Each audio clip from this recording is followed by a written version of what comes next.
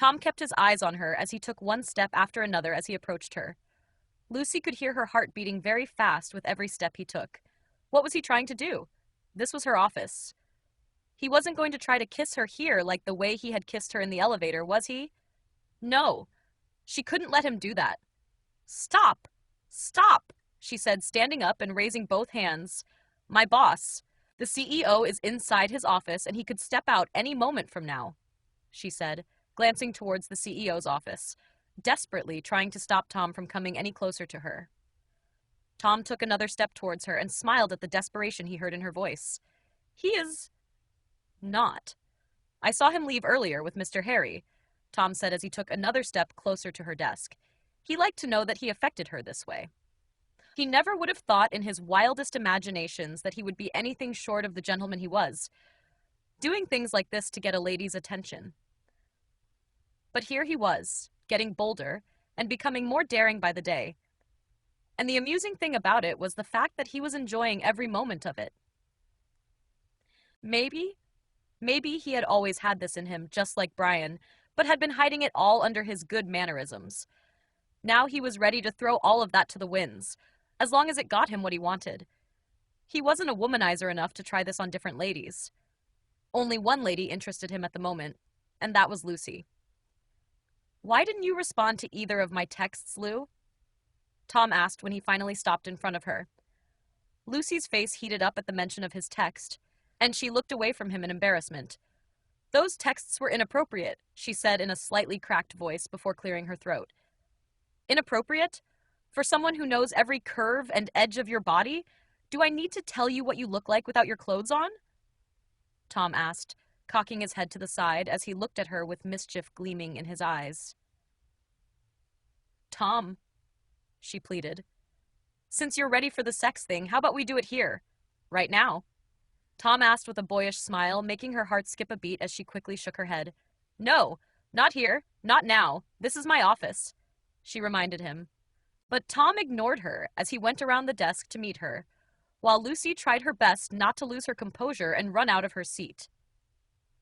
Once he stood behind her seat, he leaned forward so that his head was resting in the crook of her shoulder, and he placed one hand on the side of her neck, under her hair, and moved her hair to one side so that the part of her neck closest to him would be bare, while the other hand went around her waist. Lucy sucked in a breath when his finger brushed her skin in the process. We don't have to do the main thing right now, Tom suggested with a wink. How about I use just my fingers to prepare you right now, for later? He offered, even though he had no intention of doing something like that, or did he? He really didn't know. He couldn't trust himself anymore to know what he was capable of or not. He felt like he had become an entirely different person since he met Lucy. Lucy almost swallowed her tongue when she heard his question, and she felt the spot between her legs throb in response to his question. Her head was screaming no, but her body seemed to be screaming yes. It was the scent of his cologne. It was overwhelming her senses and confusing her. And the closeness wasn't helpful either, as his breath was fanning her neck. It made her want to close her eyes and angle her head to the side to give him access to kiss her neck. Please. Lucy cried weakly as she gripped the edge of her seat to maintain control of her senses. Okay, just tell me something I want to know, and I will leave you alone, Tom said with a small smile, seeing how his closeness was affecting her. What? She asked in a voice that was cracked with emotion. What color of undies are you putting on right now? I know it's probably lace, but what color is it? Tom whispered, making sure his lips brushed her bare neck. Lucy bit her lower lip to keep herself from making any sound. All she needed was to tell him what color it was, right? That wasn't a big deal. Lilac, she breathed. Tom kissed her neck. Good girl. Why don't we keep playing around the subject this way until we are ready to get down to the act? Cool, right? He asked as he straightened up and moved away from her desk, much to her relief, putting distance between them. See you at lunchtime, Tom said with a wink before heading for the door. Brian had said to build the sexual tension until she was forced to rip off his shirt herself. He wanted that too. He wanted to see her crazy with longing for him. Not a drunk Lucy, but a very clear-headed Miss Perry. Although he wasn't exactly following all of Brian's guidelines and instructions, he still got some major clues from Brian, which he found very helpful. Once Lucy was certain that Tom had left, she let herself give in to her weak knees, and she collapsed into her seat and raised a hand to her chest, where her heart was beating so fast like it was about to explode from her chest. Tom was getting bolder by the day, and she had no idea what was behind this change. "Why aren't you dressed yet?" Brian asked when he walked into the bedroom and found Sonia in the same position that he had left her earlier. The only difference now was that she had finished eating the meal he had served her earlier and had pushed the tray to the side. "Dressed? But I'm dressed," Sonia said with a smile that seemed to be hanging on the balance between sweet and confused, as she looked down at her nightgown. Without saying another word to her, Brian stalked over to where she was, and before she could guess what he was up to, he picked up her jotter and the laptop from beside her. "Now you have 5 minutes to get dressed," Brian said as he walked out of the room carrying the items. "What do you think you're doing?" Sonia asked, standing up from the bed in a hurry to follow him. "Treating you as I would treat my stubborn fiancé." "Now get dressed and stop wasting our time," Brian ordered before stopping to look at her when she tried to reach for the laptop. "Is giving your fiancé a few hours of your time too much to ask for? Why are you still here if you won't even act like a fiancé?" Sonia's brow creased a little as she looked at the laptop he was holding and then back at him. She had asked him to treat her like he would treat his fiancée, and so far he was doing exactly what she requested.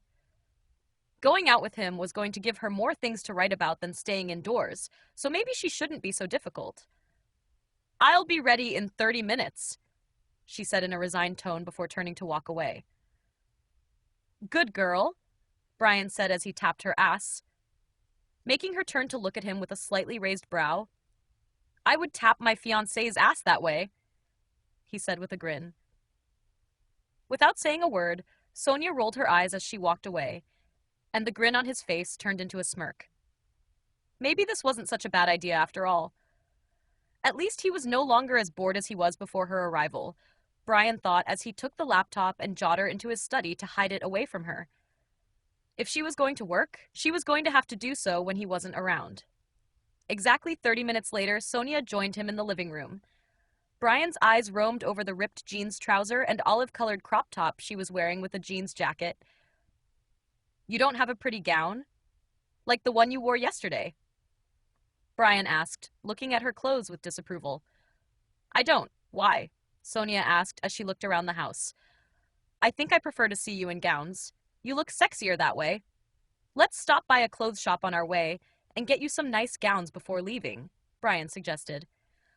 "I have a lot of gowns at home. I chose not to bring them with me because I wasn't expecting you to take me out. Besides, I told you I didn't want you to spend your money on me," Sonia reminded him. "Why won't you expect your fiancé to take you out? Besides, I won't give you my money, but I can choose to spend my money anyhow I deem fit on my fiancé," Brian said as held out his hand for her to take it. Sonia smiled at him as she took his hand. Wasn't he doing a bit too much? She wondered as they both walked out. "Where is Matt? Why don't I see him anywhere around?" Sonia asked curiously. "He stepped out to visit some friends," Brian told her as he led her to the car and opened the front passenger door for her to get in. Once she was seated, she waited for him to shut the door and leave. But Brian smiled at her as he reached over her for the seatbelt and buckled it. "I look forward to spending the day with you, baby," he said with a sweet smile as he leaned closer to drop a feather-like kiss on her lips. Sonia narrowed her eyes after he pulled away and shut the door. What was he up to? Why was he being so sweet? Yes, she had asked him to treat her as a fiancé, but this was still kind of too much, wasn't it? Or was he trying to go and dump her somewhere no one would find her? She wondered as she turned around in her seat to look at Brian, who had gotten into the driver's seat next to her. Brian flashed her a smile when he met her curious gaze, and then he turned on the car's ignition and drove off. He was going to give her the exact opposite of whatever it was she was expecting him to do. He was going to kill her with sweetness. "The car is too quiet. Why don't you tell me more about yourself?" Brian asked after a while as he drove. Sonia, who had been lost in her thoughts, turned to look at him. What do you want to know? Everything your fiancé should know about you. Your family, all your favorite things, the things you do not like, the important people in your life, your dreams and ambition, your happiest, saddest, and most embarrassing moment. Everything that makes you Sonia Smith, Brian said, making Sonia narrow her eyes at him. Was he really interested in her life, or was he just doing this to find something he could use against her? She asked herself, but decided to play along irrespective of the reason behind his question. I suppose you will do the same after I'm done? She asked, and Brian glanced at her. Of course. Besides, if I remember correctly, I already told you some things about myself the last time, he said, reminding her of the night of their fake engagement. So where should I start from? Sonia asked since he had asked a lot of questions and she wanted to know which he was most curious about. Your family, what happened to them? Brian asked, and Sonia sighed. It wasn't really a subject she liked to talk about. My half-brother, Jamie, committed suicide, and my mother and her husband blamed my best friend for it. Brian's brows pulled together in a frown. Your best friend? Why? Sonia recalled Lucy asking her not to say anything about her to Brian, so she shook her head. It's all very complicated. Anyway, when they couldn't bear the loss of Jamie, they decided to move to another country and start over. But I insisted on staying back, especially as I just graduated from high school, and I was already applying for colleges nearby, and Lucy also needed me. They accused me of conspiring with Lucy to kill Jamie, and they left bitterly and cut off communication with me, Sonia said with a scoff. She still couldn't believe that her mother had done that to her. I received a call 3 years later and was told they both died in a car crash. So, I have just Lucy now, Sonia said with an indifferent shrug, but Brian didn't miss the sadness in her voice. Don't you wish you moved with them? Brian asked, turning to spare her a glance. I don't. They were being unreasonable by accusing Lucy of causing his death. Jamie had always been a jerk and a spoilt brat who always thought he deserved to get whatever he wanted. Also, we never really got along, and somehow a part of me didn't really feel bad when he died. I felt indifferent, and I think my parents noticed that. Sonia sighed again when she realized she had given too much information. Brian said nothing as he listened to her. So her family was dead? And her late parents blamed her half-brother's death on Lucy? I'm sorry about that, Brian said in a low tone. There is nothing to be sorry about, Sonia assured him. The only person she really felt sorry for was Lucy, who had been dragged into Jamie's insanity because of her. If not for their friendship, there was no way Lucy would have encountered a crazy person like Jamie. And because of Jamie, Lucy didn't want to get emotionally involved with anyone. Brian said nothing, choosing to give her some time to gather her thoughts. They could continue with their conversation later. He pulled the car to a stop in front of a cinema, and Sonia turned to look at him in surprise. What are we doing here? What do couples do at a cinema? Let's see any movie of your choice, Brian suggested. Sonia's eyes lit up, and her lips curved in a pleasantly surprised smile. Really? Brian returned her smile and gave her a nod. Of course, he said as he got out of the car to help her with her door. I thought we were going to stop over to get changed my clothes since you didn't like this one, Sonia asked as she took the hand he offered and let him lead the way inside. I figured we can always do that later. Let's start by seeing a movie. So what sort of movie do you like?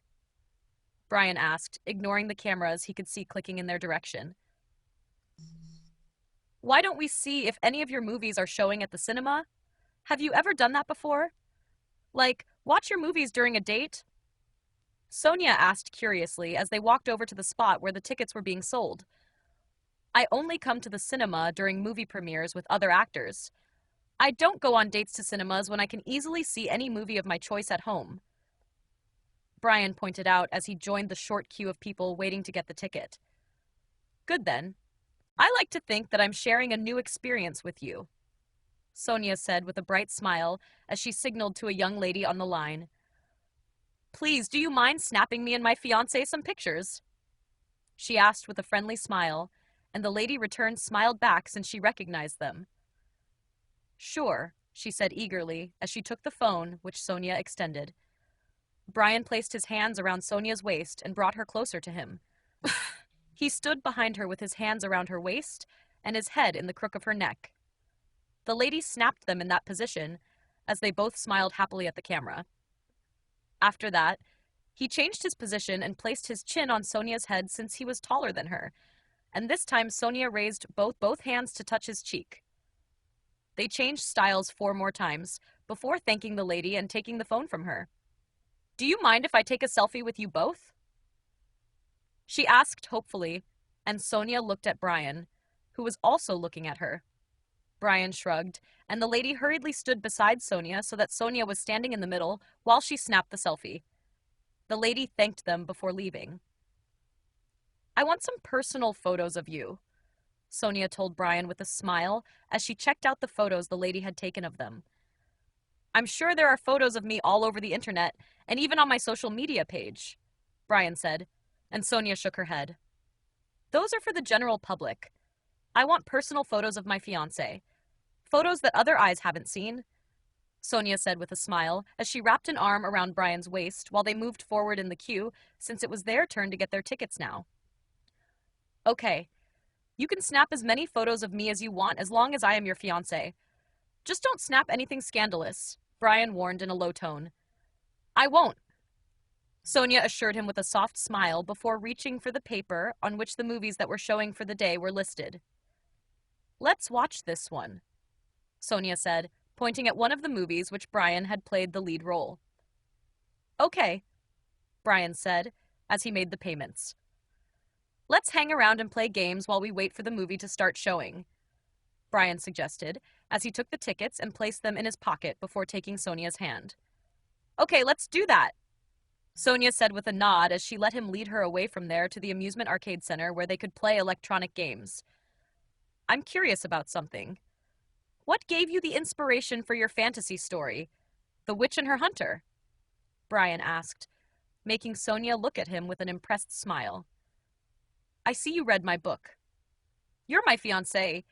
I should read your books as your #1 fan," Brian reminded her, and she smiled at him.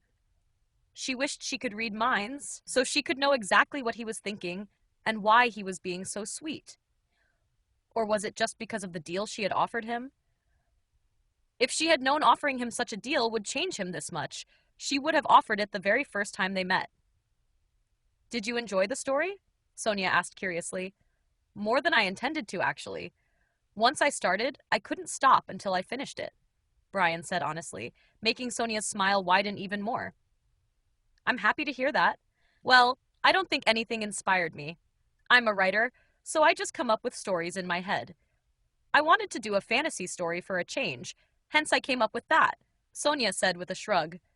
Brian paused to pay for the games and take the cards they were to use before leading her to a game booth where they could play a shooting game. "Why are you not into screenwriting?" "I think you're a very talented writer." "Thank you. I was going to meet with a movie producer concerning the adaptation of one of my books, on the night you proposed to me," Sonia said with a small smile, pleased by his compliment. "And don't forget, I told you I was going to make our story into a script, and have you play the lead role. I'm working on it. I'm going to learn all I can on that and become a screenwriter too," Sonia assured him, and Brian gave her a nod. "That's good. Now let's see how good you are at playing other games," Brian said as he sat down on the seat of one of the game machines, and Sonia sat on the one beside him.